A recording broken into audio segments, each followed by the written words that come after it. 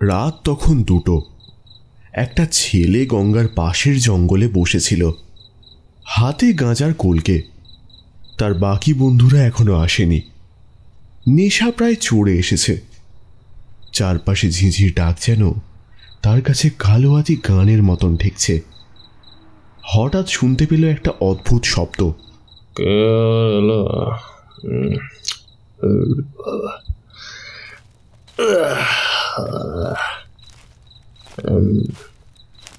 কোনো রকমে টলতে টলতে সেদিকে গেল। ছেলেটার কাজ ছিল এই জায়গাটা পাহারা দেওয়া, কিন্তু গিয়ে দেখে কেউ নেই।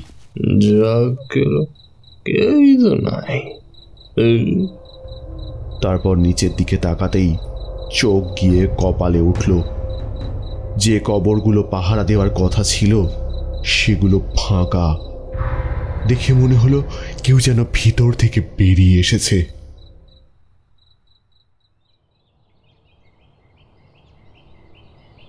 সাগর সবে ঘুম থেকে উঠেছে। বয়স কম হলেও খুব ভোরে ওঠা তার অভ্যেস। এখন প্রায় সকাল 6টা। নিজের সব কাজ শেষ করে এবার সাধনার ঘরে ঢুকবে। এমন সময় যেন একটা গোড়াদের ফিটন গাড়ির মতন দ্রুত বেগে ছুটে এলেন বাড়ির মালকিন। বলি, এবার কি আমরা পাড়া ছাড়া হব নাকি তোমার জন্য? সাধু সন্ত মানুষ ভেবে আশ্রয় দিয়েছি, আর তুমি কি না সেই মানটাও রাখবে না? কি হয়েছে, কি সমস্যা? এত জ্ঞানী পুরুষ হওয়া সত্ত্বেও তার ভয় পাওয়ার একটা কারণ আছেই। গতকাল রাতে 2জন নিচু জাতের মানুষ এসেছিল তার ঘরে। হিন্দু না মুসলিম তা জানার দরকার মনে হয়নি। ভক্তি শ্রদ্ধাই হলো সবচেয়ে বড় কথা। কিন্তু যে ভয়টা পাচ্ছিল সেটাই হলো। আমরা সবাই তোমাকে গুরুদেব বলে মানি।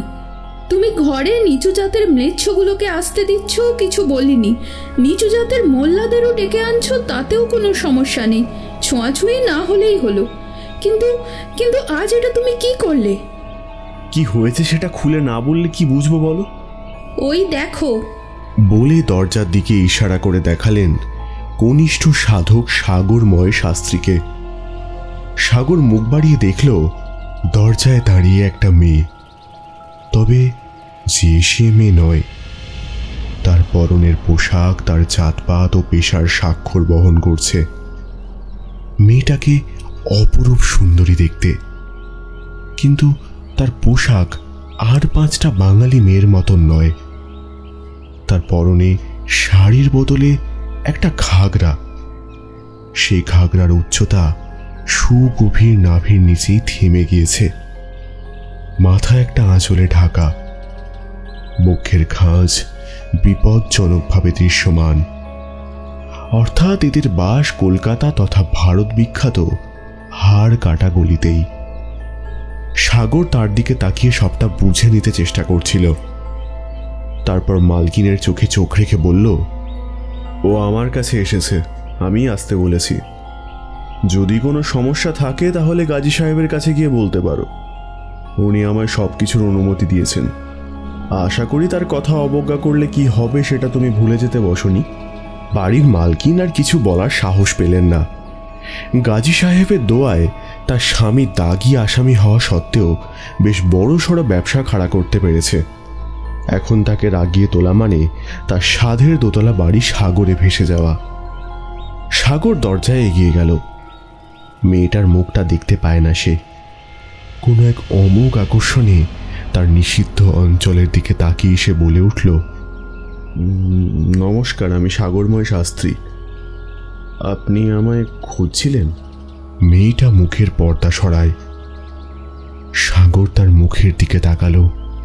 এরকম মুখও যে নিষিদ্ধ পল্লীর আধারে আলো দেয় সাগরের ধারণা ছিল না। ঠিক যেন কোনো দেবী মূর্তি, কিন্তু তাও কোথাও যেন পুরুষের যৌন লোভের শিকার। নমস্কার, আমার নাম ফুল্লরা। গাজী সাহেবের কোঠি থেকে আসছি। কিছু দরকার ছিল ঠিকই, তবে এখন মনে হয় না বলতে পারবো বলে। রাতে আসি। আসলে আমার চরম বিপদ। তবে এখন তো উনি...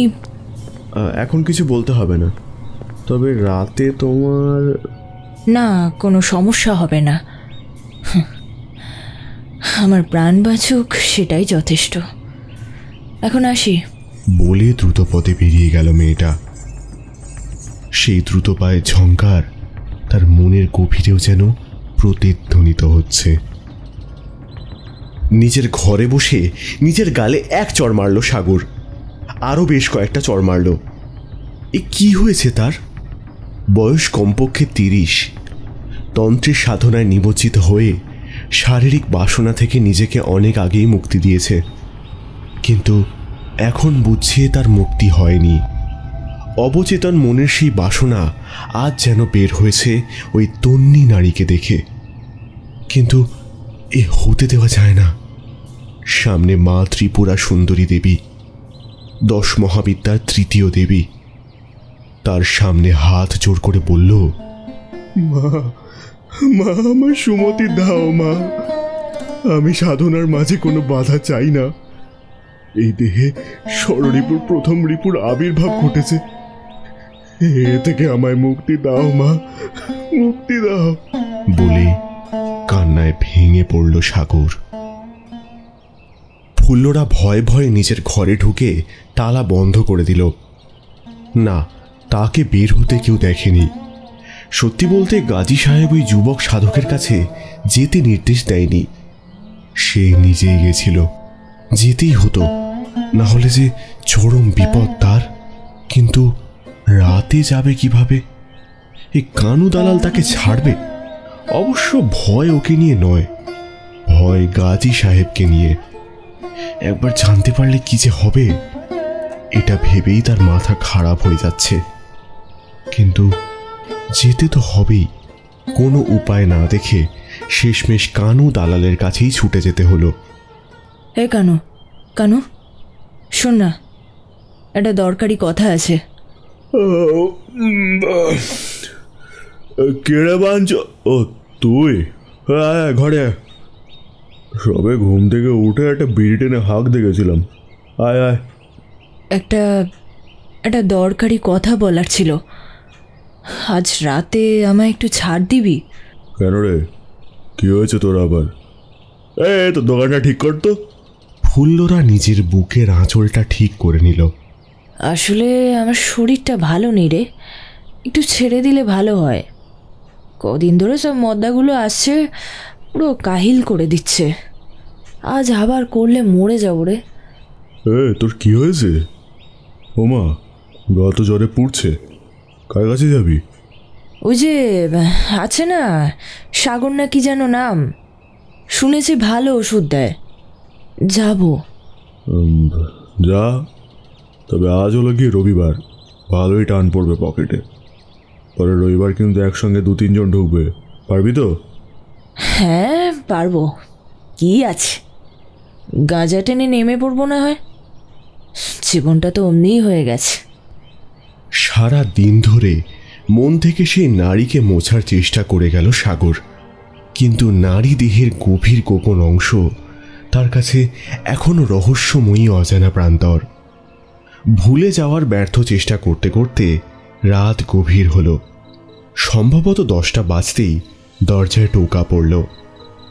দরজা খুলে দিল সাগর। ভিতরে এলো সেই মেয়েটা। এখন আরো কাছ থেকে দেখছে সেই মেয়েটাকে। তবে এবার আর সাগরের ভিতরের খিদেটা জেগে উঠল না, বরং করুণা হলো। এমন অপরূপা সুন্দরী মেয়ে এই নিষিদ্ধ পল্লীর অন্ধকারে কি করছে? তার বাড়ি কোথায়? সব প্রশ্নই তাকে করতে ইচ্ছে করল। তুমি তুমি আমার চেয়ে বয়সে ছোট, তাই তোমায় ঠাকুর মশাই বলবো নাকি নাম ধরে ডাকবো কিছুই তো বুঝতে পারছি না। আমাকে সকলে সাগর শাস্ত্রী বলে ডাকে, তুমি সাগর বলে ডাকতে পারো, অসুবিধা নেই আমার। আমি মনে করি সম্মানের চেয়ে ভক্তি অনেক বড় জিনিস, আর যেখানে মায়ের মন্দির সেখানে আমার মতন তুচ্ছ মানুষকে ভক্তি দেখানো বৃথা। বলো, তোমার কি সমস্যা? আমাকে দেখে বুঝেছ নিশ্চয়ই, আমি নষ্ট মেয়ে ছেলেদের দলে পড়ি। তোমার পবিত্র ঘরে পা রাখলাম, তাতে তোমার কোনো সমস্যা নেই?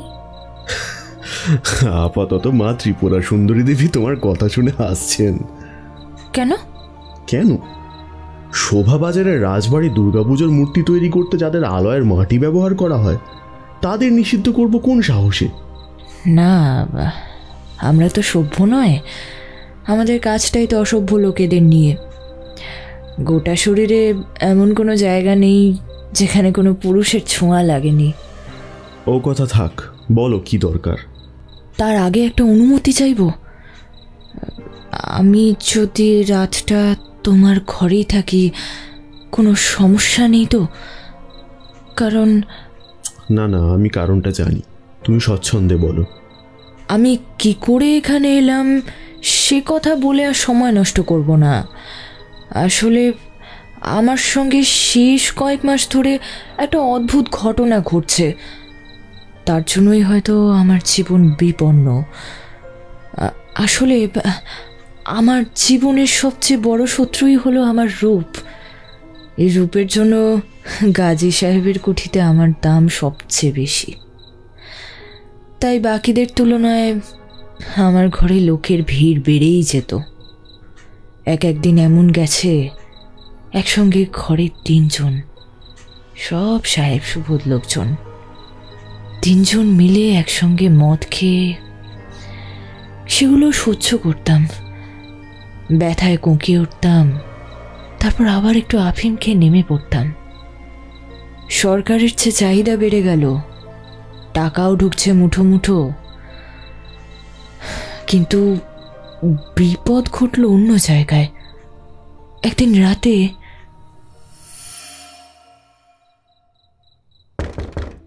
দরজা খোল, কথা আছে।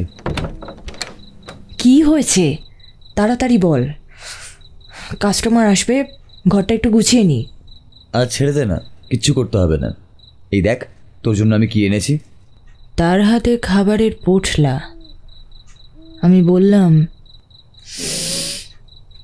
কি ব্যাপার, ভালো খাবারের গন্ধ পাচ্ছি যে? তো মতলবটা কি বলতো? মতলব কিছুই না রে, আসলে আজ যখন তোকে ওরা দিচ্ছিল না, বিশ্বাস কর আমার বেশ কষ্টই হচ্ছিল। তোর খুব লাগে তাই না? তুই তো কোনো কথাই কিছু বলিস না, শুধুই চিৎকার করিস, বলতে পারিস না যে তোর লাগছে। কচি মদনের ঢং দেখো না, বলি সহ্য না করলে ধান্দা করবে কে? হ্যাঁ, এমনিতেই কত কে আমার উপর হিংসে করে। এই হ্যাঁ, ওই যে জিয়া আছে না, ওর মুখে শুনেছিলাম ফুলিয়াকে বলছে ওই ফুলরাগের পসার দেখো না, কি আছে ওর মধ্যে যে আমাদের মধ্যে নেই। তার উপর কি শয়তানি দেখো, একসঙ্গে 3-4 জনকে নেয়। সাহেবদের তো ধরা বাঁধা, হ্যাঁ আমরা কি করে খাবো বলো দেখিনি। যাক, ওদের কথা বাদ দে, কি এনেছিস বল। সেই না হয় বলছি, তুই আগে বল না। তুই কম কম কাস্টমার তো নিতে পারিস, গাজী সাহেবকে বললেই উনি অনুমতিও দিয়ে দেবেন। এরপর খালেদ আমার গাল দুটো ধরে বলেছিল, এরকম করতে করতে তো মরে যাবি একদিন।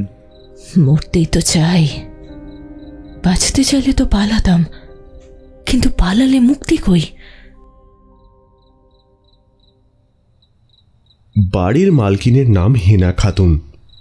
হেনার স্বামী রাতে বাড়িতে আসতেই তাকে সবটা খুলে বলল, শেষমেশের বাড়িতে নষ্ট ছেলে মেয়ে এসে ঢুকলো, কিন্তু কিছু বলতে গেলে তো সর্বনাশ। সব তাহলে আর বলছি কি, এবার ভাবো কি করা যায়। দাঁড়াও, আমি একটু কথা বলে আসি, তারপরে আস্তে আস্তে করতে হবে। না, তুমি যাবে না, গাজী সাহেব জানতে পারলে। নিকোচি করেছে গাজী সাহেবের। বলেই হন্তদন্ত হয়ে নিচের ঘরে গেল সিরাজ। কিছুক্ষণ দরজা ধাক্কা দিতেই ভিতর থেকে বেরিয়ে এলো সাগর। বাইরে বের হয়ে জিজ্ঞাসা করল, কিছু বলবেন? আপনি খুব রেগে আছেন মনে হচ্ছে। ঘরের ভেতর কে আছে? আছে কেউ একজন, আপাতত সে গভীর দুঃখে ব্যথিত। ওকে বিরক্ত করবেন না, কিছু বলার থাকলে আমায় বলুন। বলার আর কিছুই নেই, শুধু এটুকু বলতে চাই যে বাড়িতে অনেক নিচু জাতের মোল্লাদের ঢুকিয়েছে, এখন আবার ওই নষ্ট ছেলে মেয়েটাকে। আপনার ভাষায় গাজী সাহেবের কুঠির খাস মেহমান উনি, অবহেলা করলে কিন্তু আপনারই ক্ষতি। কিন্তু সমাজে আমারও তো একটা মান সম্মান আছে নাকি? সে তো অবশ্যই, কিন্তু আমি যে হিন্দু মুসলিম মানি না। আমি মনে করি সবাই এক ঈশ্বরের সন্তান। সেই সন্তান এবার নিজের পিতামাতাকে চিনতে না পেরে কখনো এক মুখ দেখে পূজা করে, তো কখনো নিরাকার আল্লাহকে। কিন্তু আমার কাছে তো সবাই সমান, সে বেশ্যা হোক বা রাজকুমারী। আরে বেশ্যাতে আসা বন্ধ করবেন না, তাই তো? ঠিক আছে, পরে বিপদ হলে আমার কাছে ছুটে আসবেন না কিন্তু, এই বলে দিলাম। এই সমাজ আপনাদের উপর নজর রাখছে, বেগতিক দেখলেই একদম মনে থাকে। এই কথা বলে সিরাজ চলে গেল। সাগর আবার ঘরে প্রবেশ করেছে। বলো। আমার আশাটা ওনাদের পছন্দ হয়নি, তাই না? সে নিয়ে তোমাকে ভাবতে হবে না, তুমি আসল কথাটা বলো। আসলে এই সিরাজ মিয়া আমাদের গলির ছুঁয়ের খদ্দের। দিনের বেলা সবাই সভ্য, রাতে সব এক একটা নেকড়ের জাত। তো যে কথা বলছিলাম, এরপর থেকে মাঝে মাঝে এরকম হতো যে খালেদ আমাকে ব্যবসা বন্ধ করে ঘরে বসতে বলতো। আমার হাত ধরে কখনো এখান থেকে পালানোর কথা, কখনো বিয়ের কথা, কখনো বাচ্চার কথাও বলতো। সত্যি বলতে এগুলো আমার ভালো লাগতো না, ভয় হতো। তবে এক দালাল বেশ্যার প্রেমে পড়েছে, এটা শুধু আমি নয়, গোটা গাজী সাহেবের কুঠির সবাই ধীরে ধীরে বুঝতে পারছিল। কিন্তু বিশ্বাস করবে না, খালেদ আমাকে না ছুঁয়ে দেখলেও ওর চোখে একটা লোভ ছিল। আমার বুকের দিকে না দেখলেও অন্যদের বুক যেন তার চোখে আটকে থাকতো। আমি একবার থাপ্পড় মেরে ওকে বলেও ছিলাম, তুই কার দালাল রে? বুকটা তো একেবারে হাঁ করে গিলে নিবি মনে হচ্ছে। তাহলে তুই খেতে দে বলে অসভ্যের মতো হেসে উঠত। আসলে কি জানো তো, আমরা নষ্ট হতে পারি কিন্তু বেঈমান নয়। আমিও তো মন থেকে খালেদকে ভালোবেসে ফেলেছিলাম। এভাবেই কিছুদিন চলছিল। তারপর একদিন খালেদ বলে বসলো ও আমাকে নিয়ে পালাবে। আমি ভয় পেলাম। ও আমাকে বলল যে কিছুই হবে না। আমি তাও সাহস পেলাম না। আজ রাতে তোর জামা কাপড় সব গুছিয়ে রাখবি, আজকে ভোর রাতেই পালাবো। কোথায় যাবি খালেদ? কোথায় পালাবি এখান থেকে? যেখানে পারি পালাবো। তোকে প্রতি রাতে লোকগুলো এসে খেয়ে যায়, এটা আবার মোটেই সহ্য হয় না। তুই শুধু আমার, আমার তোর দেহ মন সব কিছুর উপর আমার অধিকার আছে। তোকে নিয়ে এমন জায়গায় পালাবো যে ওই সোনাউল্লাহ গাজীও খুঁজে পাবে না। গাজী সাহেবের নাম মুখে আনছি শতপাকা? উনি না থাকলে তো না খেতে পেয়ে মরতি। আমাদের মতন মেয়েগুলো কোথায় যেত? হ্যাঁ, বিলেতি কাস্টমার আসে বলেই তো শান্তিতে বেঁচে আছি। ওরে পাগল, এটাকে বেঁচে থাকা বলে না রে। কিন্তু কিন্তু যে মানুষের হাত এত লম্বা, তার হাত থেকে বাঁচবো কিভাবে আমরা? সোনাগাছি নামটা ওনার নামে বলে এই নয় যে গোটা পৃথিবীটা ওনার নামে লেখা আছে। আমি এর সব ব্যবস্থাই করছি, তুই শুধু রেডি থাক। বলে সেই যে সে চলে গেল, সে আর ফেরেনি। মাঝে গাজী সাহেবের 3 জন লোক এসে আমায় পিটিয়ে গেছে। ওরা খালেদকে যে কোথায় রেখেছে জানি না। সেই তো আমার জন্য রোজগারের পথ খোলা রেখেছিল। এখন সে নেই, তাই আমার এই দুর্দশা। কিছু খেয়ে এসেছো? না, সময় পাইনি। দাঁড়াও, তাহলে এই ভাতটুকু খেয়ে নাও, না হলে শরীর খারাপ করবে। আচ্ছা, তুমি কিভাবে জানলে যে খালেদকে ওরা গুম করেছে? কিছু জিনিস জানতে হলে অনেকটা সময় অপেক্ষা করতে হয়। খালেদ যেদিন থেকে আসা বন্ধ করে দিল, সেদিন থেকে আমার জীবনে নেমে এলো চরম অন্ধকার। ওই সোনা কুঠিতে আমার রূপের আগুন থাকলেও দিনের শেষে দালাল হলো সেই দেশলাই। ও না থাকলে আমার ঘরে আগুন জ্বলে না। এভাবে প্রায় 1 সপ্তাহ কাটল। তারপর উপায় না পেয়ে চলে এলাম সোনাউল্লাহ গাজীর কাছে। ভেবেছিলাম দেখা পাবো না, কিন্তু উনি দেখা দিলেন। আসো আসো বেটি, এই তোরা যা, একটু পরে আমার জন্য হুঁকো সেজে আনবি। আসসালামু আলাইকুম গাজী সাহেব। আপনার চরণে মাথা নত করি। আপনার কাছে একটা জিজ্ঞাসা আছে, যদি অভয় দেন তো বলতে পারি। আরে বেটি, তুই হলি আমার কোঠির খাস জানানা। তোর রূপের জাদুতে গোরা সাহেবরাও পাগল। বল বল, কি চাস? আপনার ঐশ্বর্য আকাশ ছোঁয়া, কিন্তু আজ সেসব চাইতে আসিনি। আমার একটাই প্রশ্ন, আমার খালেদ কোথায়? আমার খালেদ দালাল আবার জানানার নিজের হয় নাকি? কিন্তু তাকে ছাড়া যে আমার চলছে না। এই উৎসবের দিনেও আমার ঘর ফাঁকা, আমার পেট চলবে কিভাবে? খালেদকে খুঁজছিস? সে তো আর এখানে নেই। খালেদ খুব একটা ভালো ছেলে ছিল না, ওর জন্যই তো এই কোঠির উপর অমাবস্যা নাম ছিল। খালেদ কোথায় কাজী সাহেব, বলুন কোথায়? সে তো নেই, আপাতত তাকে অন্য জায়গায় রেখে এসেছি। তবে ও বেশি দূর যায়নি।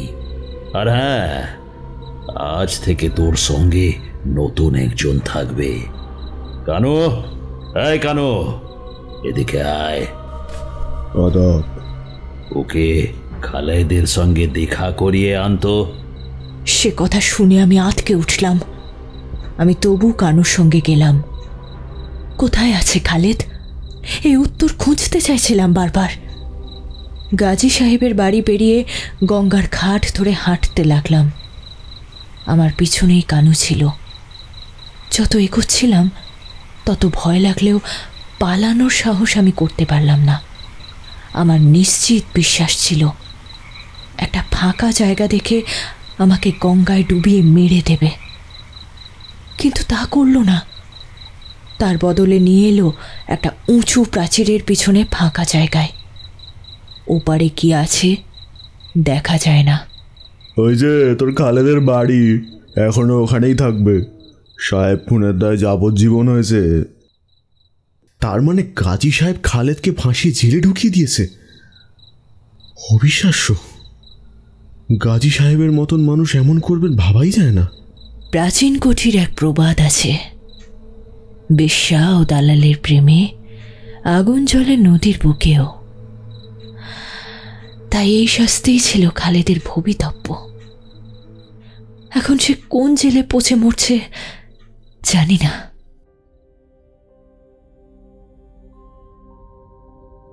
গাজী সাহেবের এখন বয়স হয়েছে, তবে তার তেজ এখনো একই রকম আছে। কিছু বলবি কানো? হ্যাঁ হুজুর, একটা ব্যাপার নিয়ে অনেকদিন ধরে ভাবছি আজ বলেই ফেলি। কি জিনিস বল দেখি, আমিও শুনি। এই ছোট মুখে অনেক বড় কথা হয়ে যাবে, তাও বলছি। ওই সাগর শাস্ত্রী না কে যেন ওই কচি সাধক সিরাজ মিয়ার বাড়িতে গিয়ে যে উঠেছে, ওকে না আমার ঠিক ভাল লাগছে না। মোল্লার বাড়িতে বসে হিন্দু দেবীর সাধনা করছে, এটা শুধু আপনিই জানেন। আর এখানে যারা থাকে তারা আপনার ভয় চুপ করে থাকে। যে রেকাস, ভয় না পেয়ে বল। একজন সাধক কিভাবে একটা মোল্লার বাড়িতে বসে হিন্দু দেবীর সাধনা করছে? আদৌ সাধনা করছে নাকি ফোকাটে কোটির মেয়েদের ঘরে ঢোকাচ্ছে? ওর ঘরে কি যায়? কেন, আজই তো দেখলাম ফুল্লরা গেল। অন্যদিনে যে কত কে যায় তার ঠিক ঠিকানা আছে? আচ্ছা তুই যা। গাজী সাহেব এই হাড় কাটা গলির প্রাণ পুরুষ। সাগরকে মানুষ হিসাবে ভালো লেগেছিল তার। সে অপর ধর্মের সাধক হলেও তার মধ্যে মানবিকতার ছোঁয়া ছিল বেশি। সাধক হয়েও সে মানুষের কথাই বেশি বলতো। কিন্তু এখন কি করণীয়? অবশ্য সে উত্তর সময় দেবে। আপাতত ঘটনাচক্রের প্রবাহের দিকে তাকিয়ে থাকাই শ্রেয় মনে হলো গাজী সাহেবের। তারপর ওই কাজী আমার সবকিছু কেড়ে নিয়েছে, সবকিছু। এখন তো আমার কিছুই নেই। এই কথা বলে কাঁদতে থাকে মেয়েটা।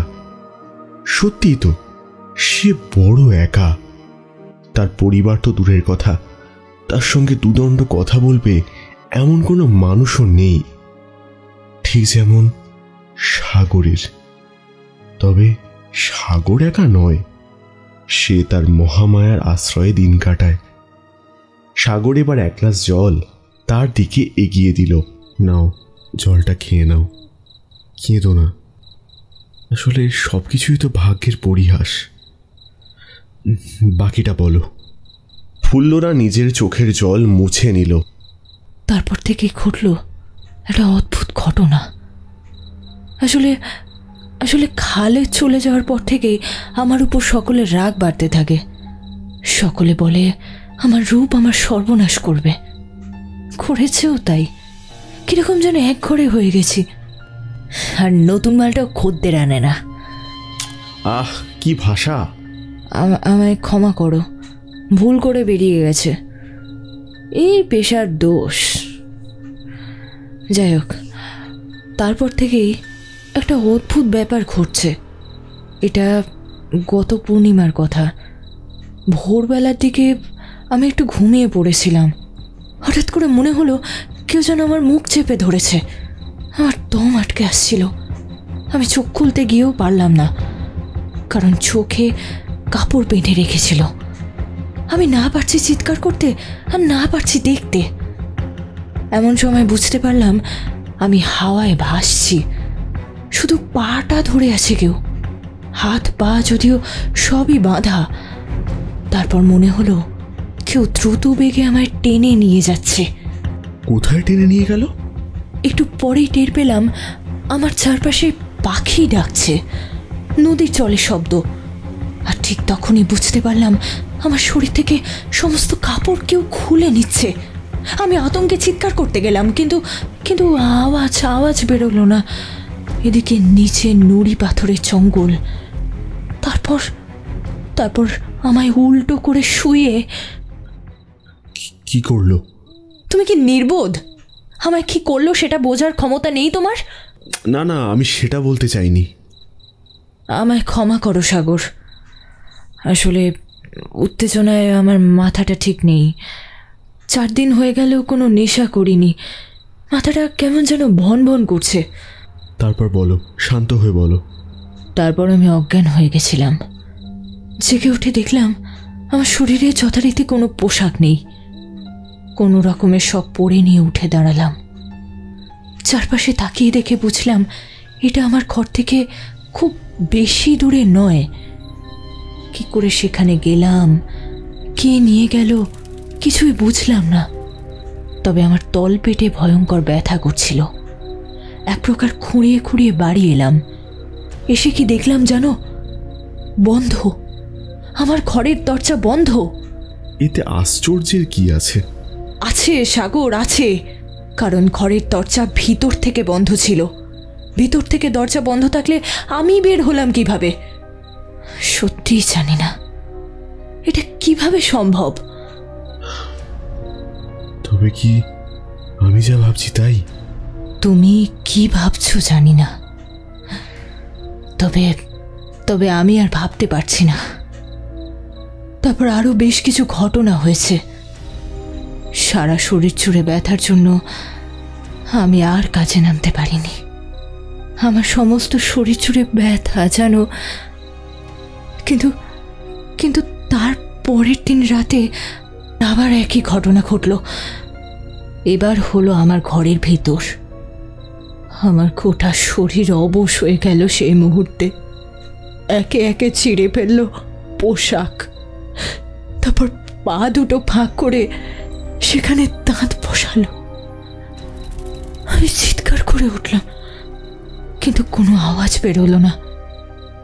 তারপর আমার বুক দুটো চেপে ধরলো, কিন্তু সেটাকে চেপে ধরা বলে না, যেন কোনো ধারালো হাত দিয়ে ফালা ফালা করে দেবে।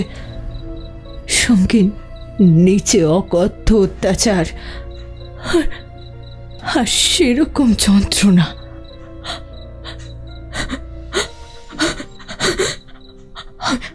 আমি আর পারছি না। ওষুধ কেনার টাকা নেই। কি করে সারবে এই যন্ত্রণা?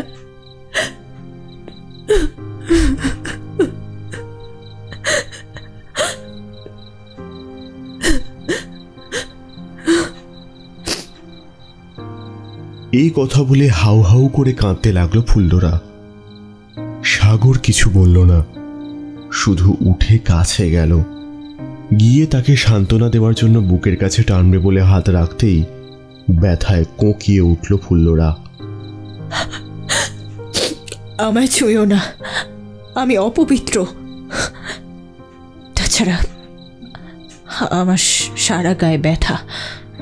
সাগর নিজের হাতে মোমবাতিটা তুলে নিয়ে ফুল্লরার পিঠের দিকে দেখল। দেখে গা শিউরে ওঠার জোগাড়। গোটা পিঠ জুড়ে যেন এক চাবুক তাণ্ডব নৃত্য চালিয়েছে। এটা কিসের দাগ? এটা কি সেই প্রথম দিনের চিহ্ন? হ্যাঁ, কিন্তু বাকি ক্ষতগুলো আরো ভয়ানক। সেগুলো আমাকে দেখাবে? তবে যদি সম্ভব হয় তবেই দেখিও। হয়তো আমার আশঙ্কাই ঠিক, জানি না। ফুল্লরা দ্বিধাবোধ করল না। আমাদের লাজসরম যে হুগলি নদীর জলে ভাসিয়ে দিয়েছি সাগর, এখন আর সেসব নেই। একে একে উন্মুক্ত করল পোশাকের বাঁধন। কিন্তু সত্যি বলতে সেই উন্মুক্ত শরীর সাগরের মনের ভিতর উত্তেজনার সঞ্চার ঘটাল না, বরঞ্চ সাগরের গোটা শরীর কেঁপে উঠল। বুক থেকে শুরু করে নারীর গোপন অঙ্গের উপর পর্যন্ত যেন একটা লোহিত সাগর বয়ে চলেছে। সেই সাগরের রং এই মোমের আলোতেও যেন জেগে আছে, জানান দিচ্ছে আমরা আছি, আমরা থাকব। ক্ষতগুলোতে মোমবাতির আলো পড়ে বিভৎস দেখাচ্ছে। এ কোনো সাধারণ মানুষের কাজ নয়। যার কাজ সেও মৃত, আর যার শরীরে দাগ সেও মৃত। কি হয়েছে তোমার? দাঁড়াও, আমি আসছি বলেই পাশের ঘরে চলে গেল সে। একটু পরেই ফিরে এলো এ ঘরে। আমি আগেই বলেছি, আমি ধর্ম মানি না, পেশা মানি না, কারণ আমি শুধু একজন সাধক নই, আমি কবিরাজ, আয়ুর্বেদ জানি। তোমার শরীরের যা অবস্থা তাতে তোমাকে অনেক যত্নে রাখতে হবে। কিন্তু কোনো কিন্তু না। আমি তোমার কাটা জায়গায় ওষুধ দেব, না হলে কিন্তু পচে গন্ধ বেরোবে, আর তুমিও বাঁচবে না। এই ক্ষত তোমাকে মেরে ফেলবে। কোঠাবাড়ির মেয়েদের মনের ক্ষত অনেক বেশি সাগর। ফুল্লরার মুখটা নিজের হাত দিয়ে চেপে ধরল সাগর। তাকে চিৎকার করতে না দিয়ে ধীরে ধীরে লাগাতে থাকলো তার নিজের তৈরি মলম। বহু জঙ্গল ঘুরে ভেষজ গাছ সংগ্রহ করে এটা বানানো। মলম লাগাতে লাগাতে সাগর মনে মনে ভাবল, এ কত বড় অস্বাভাবিক, ঠিক কিভাবে আসতে পারে? এসব ভাবতে ভাবতে হাত যখন নিচের ক্ষতর কাছে পৌঁছেছে তখন সে চমকে উঠল। সে ফুল্লরাকে একটা প্রশ্ন করতে চায়, কিন্তু ওষুধ লাগানোর ফলে সে চিৎকার করবে, তাই সেই ক্ষতর দিকে নিবিড় দৃষ্টিতে তাকিয়ে থাকলো।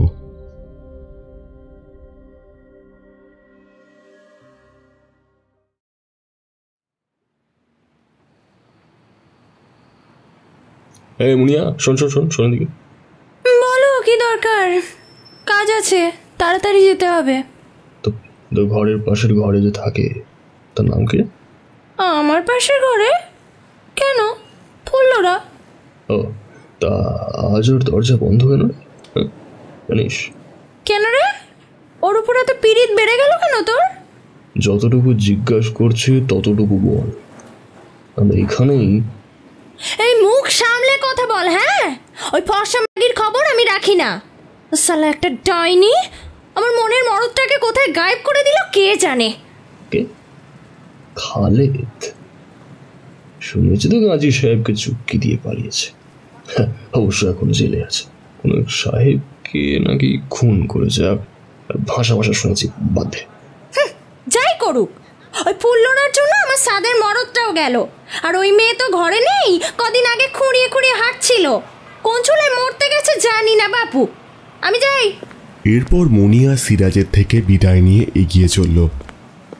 একটু পরেই যেখানে এলো সেখানে আলো একটু কম। এরপরে রাস্তা বেশ নির্জন। সেই রাস্তা ধরে এগিয়ে চলল। গন্তব্য একজনের বাড়ি, উদ্দেশ্য অজানা।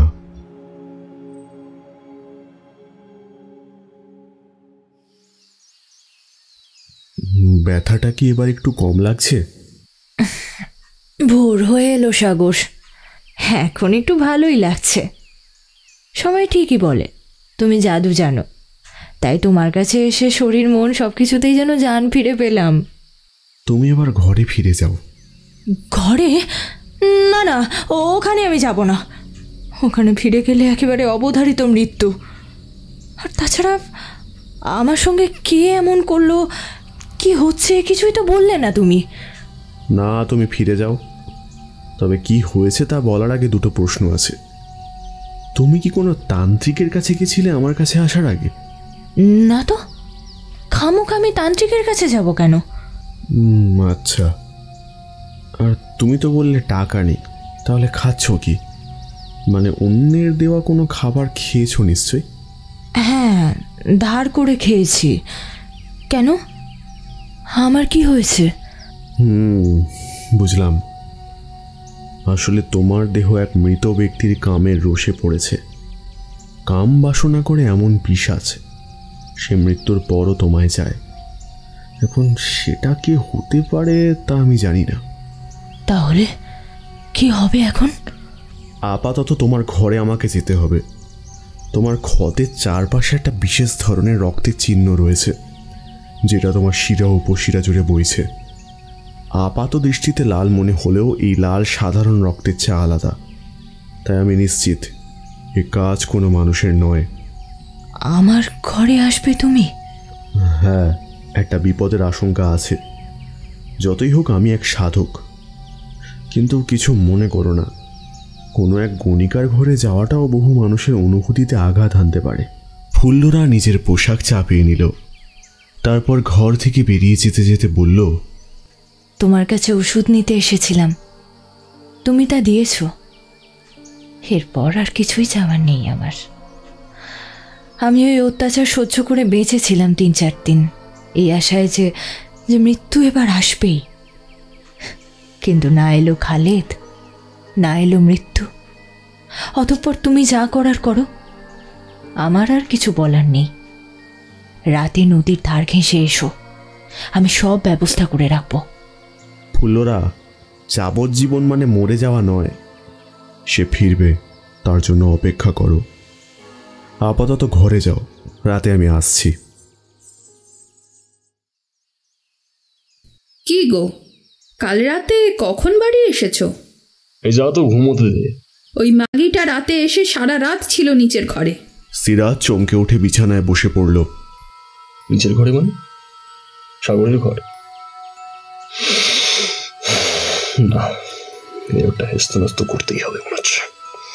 অবশ্য কথাটা শেষ না করে একটা বিকৃত হাসি হেসে উঠল সিরাজ।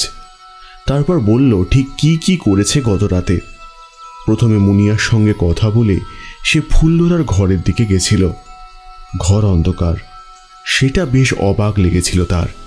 তারপর সোজা চলে যায় রামনাথ চক্রবর্তীর কাছে একটা ব্যাপারে সলা পরামর্শ করতে।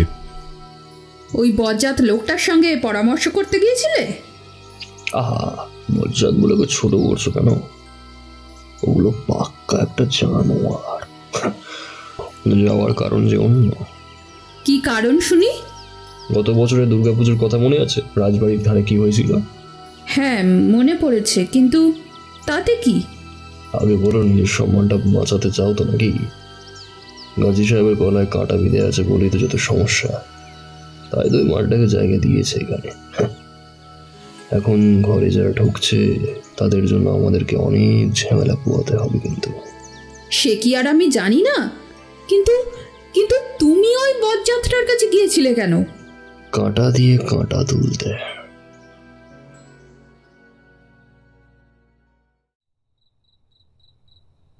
রাত তখন 3টে বাজে।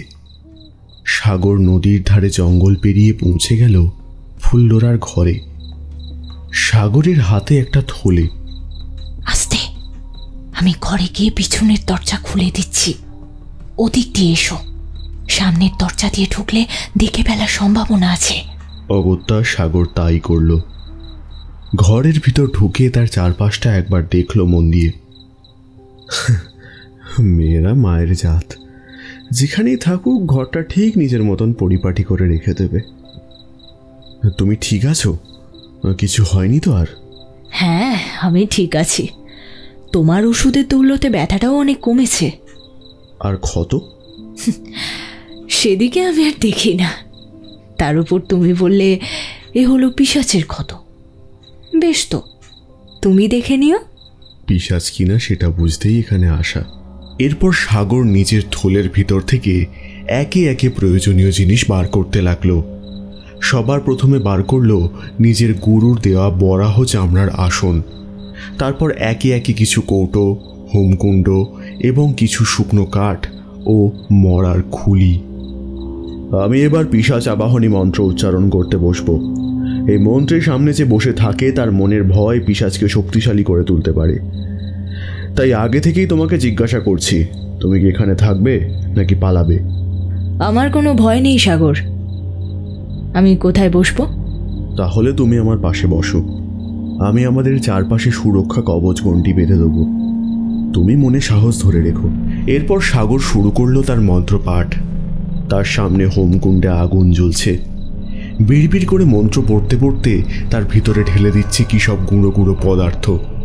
তার থেকে একটা বিভৎস গন্ধ বের হলেও তা উপেক্ষা করা যায়। ফুল্লরা এক দৃষ্টে সাগরের দিকে তাকিয়ে রইল। তার মনের ভয় সাগরকে দেখে যেন কোন সমুদ্রের অতলে তলিয়ে গেছে। বুকে সাহসের সঞ্চার ঘটেছে। সেদিন ওষুধ লাগানোর জন্য যে হাত বক্ষু যুগলে রেখেছিল সাগর, সেই স্পর্শ যেন একরাশ আকাশের মতন শান্তির। কতদিন তাকে কেউ এভাবে ছুঁয়েনি। চোখ থেকে এক ফোঁটা জল গড়িয়ে পড়ল ফুল্লরার হাতের উপর। ঠিক এমন সময় অদ্ভুত ভয়ঙ্কর ঘটনা ঘটল। হঠাৎ সাগর নাকে কিসের একটা গন্ধ পেল। কে তুই? বল বল। সাগরের সামনে রাখা সেই করটি হাওয়ায় ভাসছে। সেই করটির চোখ দুটো সবুজ হয়ে গেছে। সেটা চারপাশে কিসের একটা কালো ছায়া। আর সেই করটি আকাশ ফাটা চিৎকারে হাসছে। কে তুই? কি চাস বল? এমন সময় ফুল্লরা সাগরকে জড়িয়ে ধরে চিৎকার করতে শুরু করলো। ভয় পেয়েছে সে। তার ভয় পাওয়া চিৎকার শুনে সেই করটি যেন কিছুক্ষণের জন্য থেমে গেল। সবকিছু শান্ত হলো আবার। কি হলো ফুল্লরা? কি হয়েছে?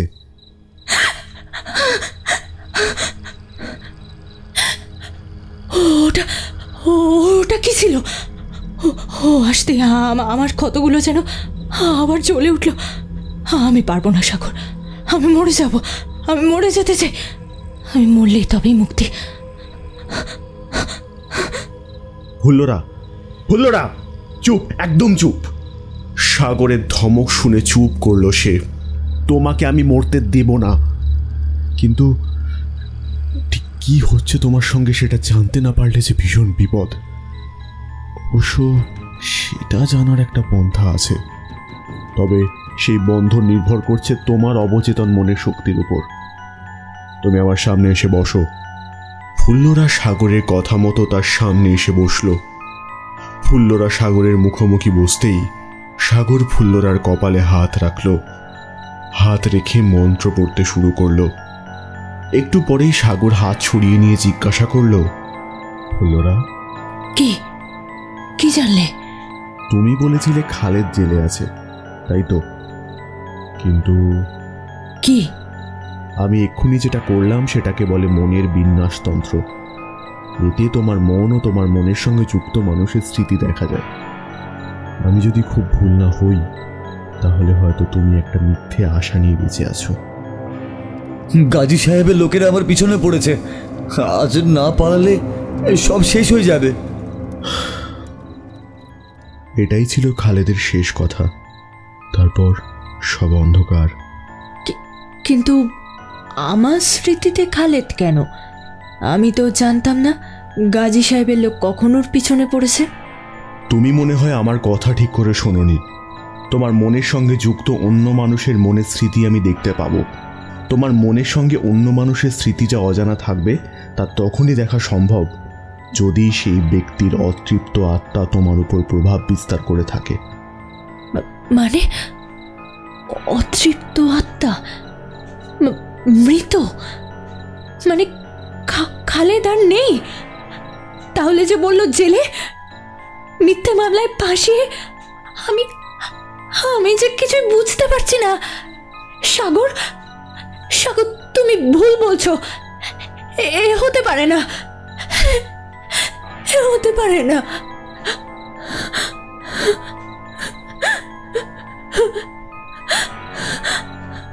হ্যাঁ সম্ভব, তুমিই তো বলেছিলে প্রাচীন কুঠির এক প্রবাদ আছে, বেশ্যা ও দালালের প্রেমে আগুন জ্বলে নদীর বুকেও, সেই আগুন নেভাতে গাজী সাহেব বদ্ধপরিকর। তাকে তুমি বোঝো না ফুল্লরা? ফুল্লরা অঝোর ধারায় কাঁদতে লাগলো। সাগর বিড়বিড় করে বলল, তবে অবশ্য যা দেখলাম সবটাই আবছা। একটাই খটকা, এই মুনিয়াটা কি? তার হাতে খালেদের মরা মাথা ঝুলছিল কেন?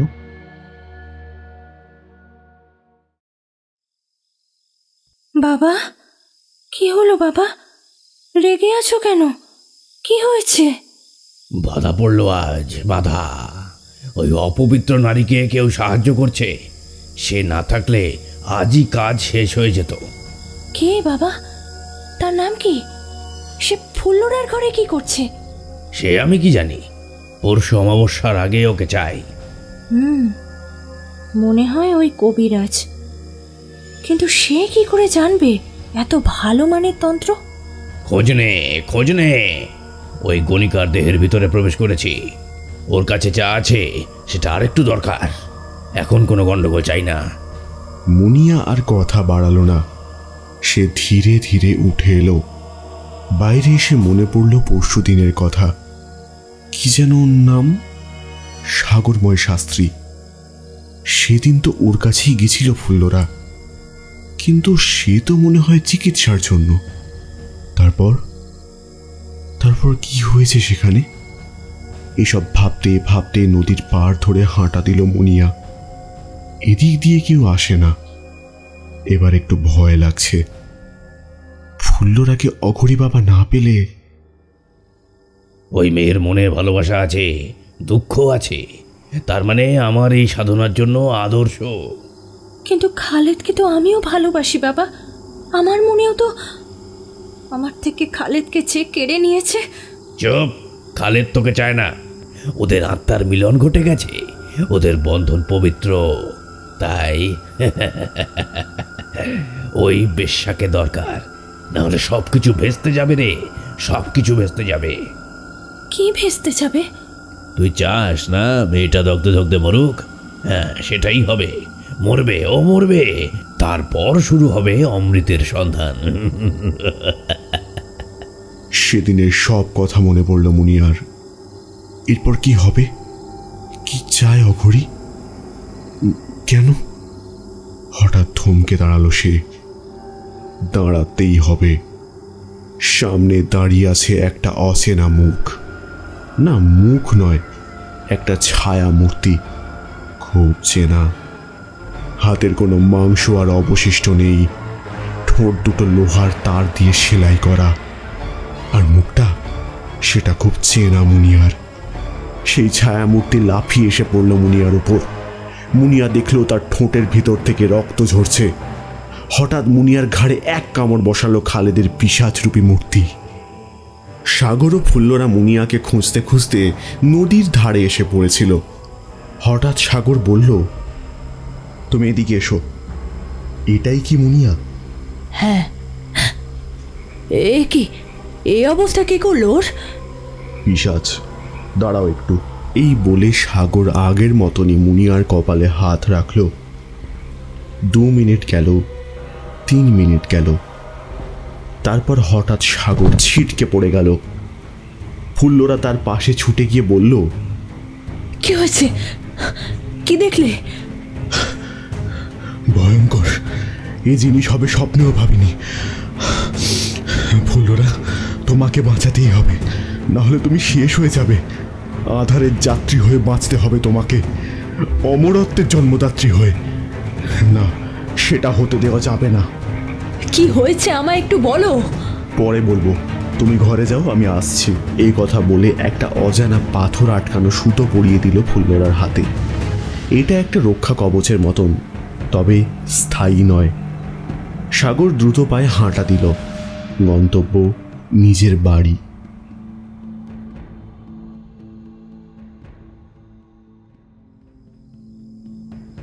ভোর হতে হয়তো আর 2 ঘন্টা বাকি। তার আগেই যা করার করতে হবে। সমস্ত প্রয়োজনীয় জিনিস ফুল্লরার ঘরেই আছে, শুধু একটা জিনিসই আনা হয়নি। রাতের নিস্তব্ধতা সামলে রেখে সে এগিয়ে চলল নিজের ঘরের দিকে। সন্তর্পণে ঘরে ঢুকে মা ত্রিপুরা সুন্দরী দেবীর মূর্তিটা সরালো। তার নিচে একটা অগভীর কুঠুরি। সেখান থেকে বের করে আনলো একটা ছোট্ট বাক্স। বাক্স খুলতেই দেখা গেল একটা কাপড় জড়ানো ছোট্ট বাক্স। না, এটা কোনো বাক্স নয়, এটা একটা বই। তার বাইরেটা বরাহ চামড়া দিয়ে তৈরি। সেটা নিয়ে দ্রুত বেরিয়ে গেল ঘর থেকে। ঘরের দরজায় তালা দেওয়ার কথাও তার মনে রইল না। সব ব্যবস্থা করো তো। 10টা লোক, প্রত্যেকের হাতে মোটা মোটা লাঠি। আসল কাজটা কে করবে? লোক আছে, একটু দাঁড়াও। আপনি এইভাবে উপকার করবেন সেটা ভাবিনি। ওসব উপকার টুপকার আমি রাখি না। আজ তোর জন্য সুয়ার বের হাত গন্ধ করছি, তুই পরে আমারও কিছু করে দিস। পারবি তো? হ্যাঁ একদম। ওই গাঁজের চেয়ে আপনার সাহায্য বেশি পেয়েছি। তাছাড়া ওই মালটা বিদায় হবে না এমনি এমনি। মাথায় গাঁজি সাহেবের হাত আছে। বালের হাত আছে। ওই গাড়লটার জন্য আমি রাজাবাবুর কাছে মার খেয়েছিলাম। সালা বলে কিনা বেস্তার বাটি পবিত্র। দাদা দাদা শান্ত হও, আজ মালটাকে দেখে নেব। এমন সময় একটা লোক ছুটে এসে খবর দিল নিজের বাড়িতে এসেছে সাগরময় শাস্ত্রী। সাগরময় দ্রুত পায়ে হেঁটে ফুল্লরার ঘরে গিয়ে থামল। ঘরে গিয়ে দেখল ফুল্লরা চুপ করে বসে আছে। সাগর তাকে দেখে একটু আশ্বস্ত হলো। ফুল্লরা, তুমি ঠিক আছো? ফুল্লরা কোনো উত্তর করে না। সাগর বেশ কয়েকবার তার নাম ধরে ডাকে। তারপর তার গায়ে হাত দিয়ে ডাকতেই ফুল্লরার দেহ মাটিতে লুটিয়ে পড়ল। না, সে মরেনি, গভীর ঘুমে আচ্ছন্ন, কিন্তু বন্ধ চোখ দুটো অমন অস্বাভাবিকভাবে কাঁপছে কেন? ঠিক তখনই একটা ঝড় উঠল। সাগরের কিচ্ছু বুঝতে বাকি রইল না। সেই পিশাচ আসছে। তার আসার আগের প্রস্তুতি এটা। খালেদের পিশাচ দেহ আসার আগেই ফুল্লরা ভিতর থেকে পঙ্গু হয়ে যায়। তারপর পিশাচ এসে তাকে ভোগ করতে থাকে। তবে এই ভোগ দৈহিক নয়, নেই কোনো কামের বাসনা। ফুল্লরার আত্মাকে কুড়িয়ে কুড়িয়ে খায়। আজও তাই হবে, কিন্তু কেন? সেসব ভাবার সময় নেই এখন।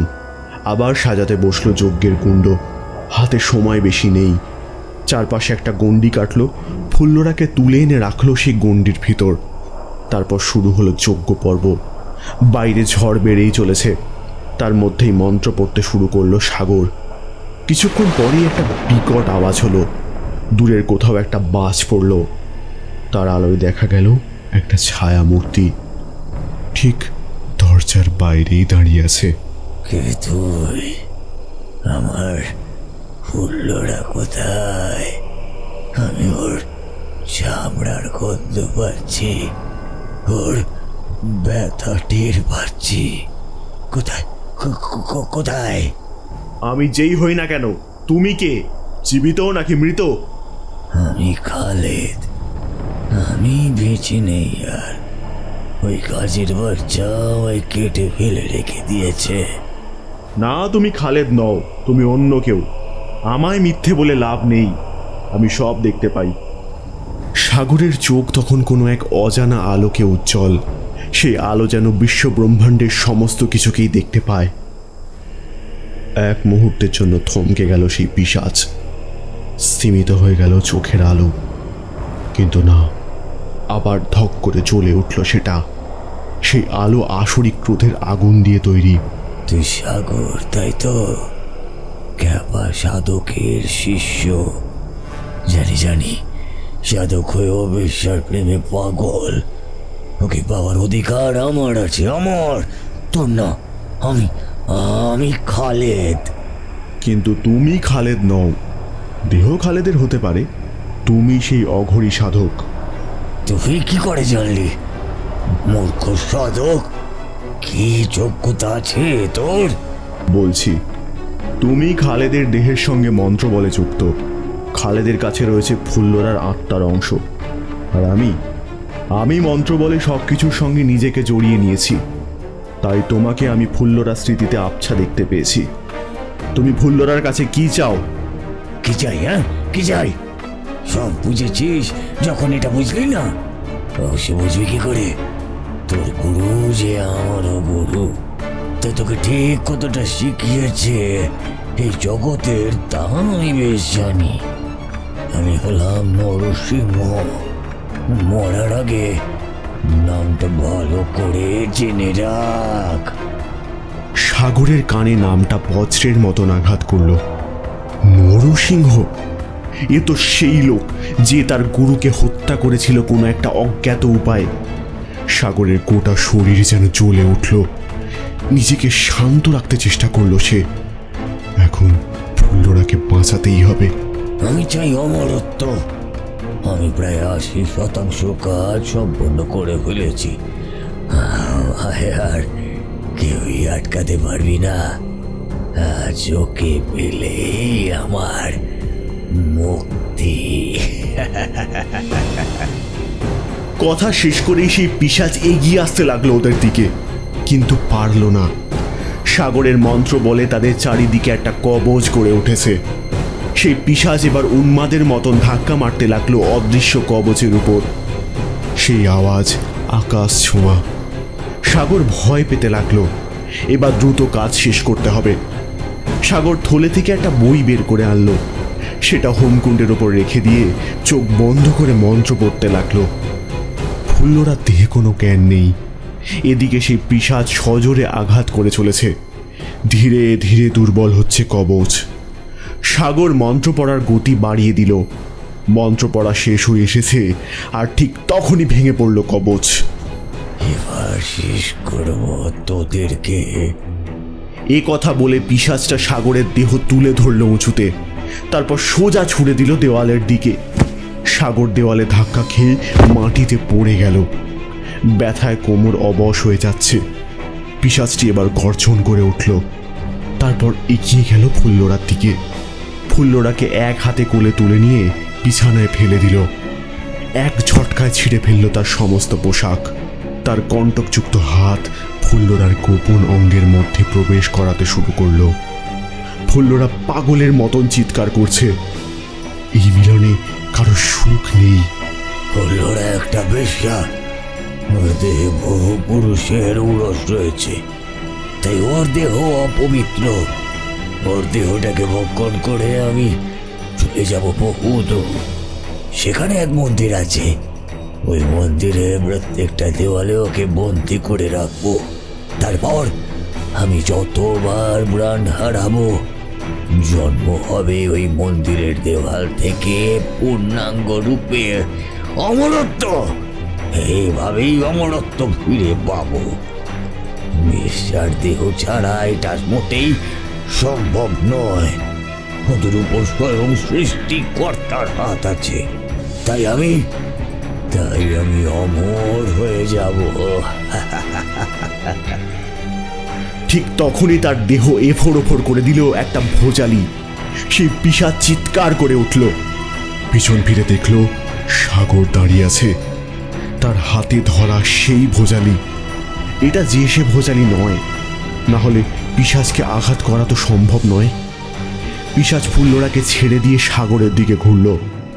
বুকের আঘাতের জন্য ভয়ানক আহত। ভোজালিটা হাত দিয়ে বের করে আনতে চেষ্টা করল, কিন্তু পারল না। ভোজালির হাতলে হাত দিতে গিয়ে তার হাত জ্বলে গেল।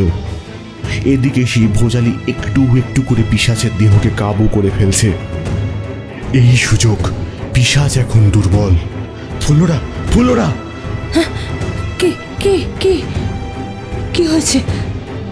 আমার আমার আমার পোশাক কোথায়? তাড়াতাড়ি চলো, এখানের এক দণ্ড নয়। ফুল্লরা তার অবশিষ্ট কাপড় দিয়ে উন্মুক্ত শরীর ঢেকে নিয়ে সাগরের সঙ্গে বেরিয়ে এলো। বের হয়ে প্রাণপণে দৌড়াতে শুরু করলো। অনেক দূর চলে যেতে হবে এখান থেকে। ঘর থেকে পিশাচের গগন ভেতে চিৎকার শোনা যাচ্ছে। ওই মন্ত্রপুত ভোজালি পিশাচকে মারলে মৃত্যু হবে অঘরীর, মুক্তি পাবে ফুল্লরা। কিছু দূর যাওয়ার পর তারা দুজনেই হাঁপিয়ে উঠল। ফুল্লরা সবচেয়ে বেশি দুর্বল। সাগর তাকে আশ্বাস দিয়ে বলল, আর একটুখানি, তারপর আমার ঘরে গিয়ে বিশ্রাম নিও। সেখানে গিয়ে কি করা যায় ভেবে দেখব। হ্যাঁ।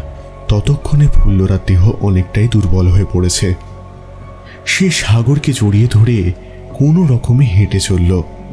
তার দেহ থেকে কাপড়গুলো আলগা হয়ে যাচ্ছে। অগত্যা কোনো উপায় না দেখে সাগর 2 হাতে তুলে নিল ফুল্লরাকে। সযত্নে সাজিয়ে দিল কাপড়গুলো। তারপর নিয়ে চলল নিজের ঘরের দিকে। গঙ্গার ধারের রাস্তা, তাই কারোর দেখতে পাওয়ার ভয়ও নেই। একটু পরেই একটা বিস্ফোরণের শব্দ পেল। ওই তবে শেষ হলো পিশাচ। কিন্তু সামনে ওটা কি? এ কি নরসিংহ? তোমার তো... না, আমি মরিনি। তোর গুরুর বিদ্যা আমিও পেয়েছি, তাই সেসব আমি জানি। যাই হোক, এবার ফেরত দে ফুল্লরাকে, ও আমার। না, কোনো মতেই দেব না। জানতাম এ মৃত্যুনগরীর দুধ আবির্ভাব হও। সাগর পালিয়ে যাওয়ার চেষ্টা করতে লাগলো, কিন্তু পারল না। মাটি থেকে অদৃশ্য কিছু হাত তার পা দুটো চেপে ধরে রেখেছে। ফুল্লরাকে মাটিতে নামিয়ে রাখলো সে। তার সামনে সেই অঘরী সাধক নির্মমভাবে হাসছে। সে নিশ্চিত মৃত্যুনগরীর দূত এসে সাগরের দেহকে গ্রাস করে নেবে। সাগর হঠাৎ দেখল একটা বিভৎস ভৌতিক চেহারা মাটি ভেদ করে ওপরে উঠে আসছে। মুখটা কোনো এক অজানা জন্তুর মতো। মাটি থেকে সম্পূর্ণ বের হতে পারেনি। তাতেও তার উচ্চতা 10 ফুটের বেশি। সাগর তৈরি ছিল। সে তার থলে থেকে দ্রুত বের করে আনলো একটা তরল পদার্থের বোতল। তারপর ছুঁড়ে মারল সেই দানবের দিকে। কিন্তু কই, কিছুই তো হলো না। সেই কাঁচের বোতল দানবকে ভেদ করে অঘরী সাধকের পিছনের দিকে গিয়ে আছাড় খেলো। পিশাচ মারণ তরল, তুই কি মূর্খ? আমি কি এতটাই বোকা নাকি যে তোর সামনে আমি পিশাচ আনবো আবার? এ হলো পাতালপুরীর রক্ষকের আত্মার অংশ, ওর মৃত্যু নেই। এতটাও মূর্খ আমি নয়। নরসিংহের পিছনের জঙ্গলে আগুন জ্বলছে, কিন্তু সেটা যে সে আগুন নয়। আগুনের একটা অংশ হাতের আকার নিয়েছে। সে হাত অঘরীকে চেপে ধরতেই আগুনে ঝলসে গেল তার কোমর। সে সাগরের শক্তিকে একটু অবজ্ঞাই করেছিল। আগুনের ছোঁয়ায় সে কিছু বলার সুযোগ পেল না। সাগর দেখল ধীরে ধীরে তাকে টেনে নিল আগুনের মধ্যে। নরসিংহের সাথে সেই দানব পাতালে মিলিয়ে গেল। ততক্ষণে জেগেছে ফুল্লরা। ফুল্লরা, তুমি ঠিক আছো? হ্যাঁ, শরীরটা খুব দুর্বল লাগছে আমার। ঘরে নিয়ে চলো আমায়, আমি আর পারছি না। হ্যাঁ চলো। হাঁটতে হাঁটতে তারা ঘরে চলে এলো। দুজনেই খুব ক্লান্ত। ঘরে ঢুকে টোলে পড়ে গেল ফুল্লরা। সাগর তাকে 2 হাত দিয়ে সামলে নিল। তাকে ধরে বিছানায় শুইয়ে দিল। তার মাথায় হাত বুলিয়ে দিয়ে ঘর থেকে বেরোতে যাবে। সাগর, একটু আমার কাছে আসবে? কি বলো? একটু বসো। তোমার গায়ে জ্বর এসেছে, তুমি একটু শুয়ে থাকো, আমি আসছি। দোহাই তোমার, একটু বসো এখানে, কিছু কথা বলার আছে।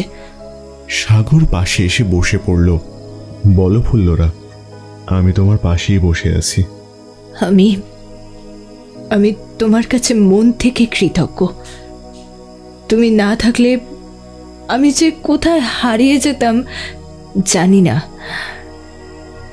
এত বছর এখানে আছি, তুমি ছাড়া আমার সঙ্গে কেউ ভালো করে কথা পর্যন্ত বলেনি। তুমি অচেনা হয়েও আমার প্রাণ বাঁচিয়েছ। কি বলেছে তোমায় ধন্যবাদ দেব?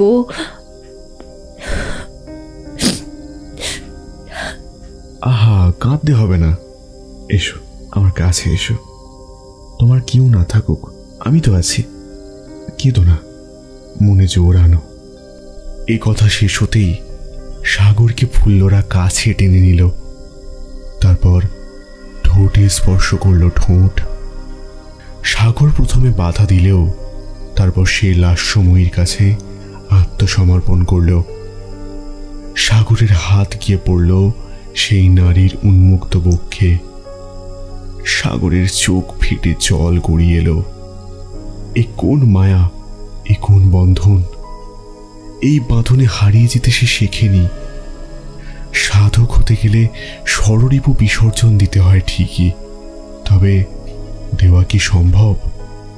দেহের মধ্যেই মন, মনের শান্তি, দেহের আরাম, সর্বাঙ্গে শিহরণ, সব তো এক সূত্রে বাঁধা। আজ একটু বিশ্রাম নেই, কালই আমরা চলে যাব। আমি তোমায় কাছে চাই সাগর, তুমি আমার সব কিছু হয়ে গেছো। তুমি বলে আবার জড়িয়ে ধরল সে। ঠিক তখনই দরজা ভেঙে ভিতরে ঢুকলো একটা ষণ্ডা গন্ডা লোক। তবে রে, মন্দিরে গরু শুয়োরের মাংসকে আবার ঘরে মেয়ে ছেলে নিয়ে ধ্যাসনামা হচ্ছে, মার শালাকে! বলে সাগরের চুল ধরে টেনে নিয়ে গেল বাইরে। তারপর তাকে বাইরে বের করে এনে উঠোনে নিয়ে এসে ফেলল। সাগর চোখ তুলে দেখল সামনে কত শত লোক। তার মাঝে চিনতে পারল তিনটে মুখ, সিরাজ, হেনা ও গাজী সাহেব। ঠিক খবরই পেয়েছি, এই দেখুন শুয়োরের মাংস, গরু আছে। সালা মালটার নামেই সাধক, পাক্কা বেজন্মা সালা, মার শালাকে! বলে আবার লাথি মারল বুকে। সাগরও কিছু বলল না, বলতে পারল না। তার দেহের উপর আঘাত পড়তে লাগলো সেই ক্ষিপ্ত জনতার। সাগরকে ফাঁসানো হয়েছে, তবে সাগর নিশ্চুপ রইল। তার মৃত্যু অর্থহীন। তার মুখে লাথি এসে পড়ছে ক্রমাগত। ভেঙে গেল চোয়াল। তার মধ্যেও একবার ফুল্লরাকে দেখতে পেল। তাকে কয়েকটা মেয়ে ধরে রেখেছে, কিন্তু সে কাঁদছে কেন? চিন্তা নেই ফুল্লরার, সে তো আবার ফিরে আসবে, ফিরে আসবে সাগর হয়েই।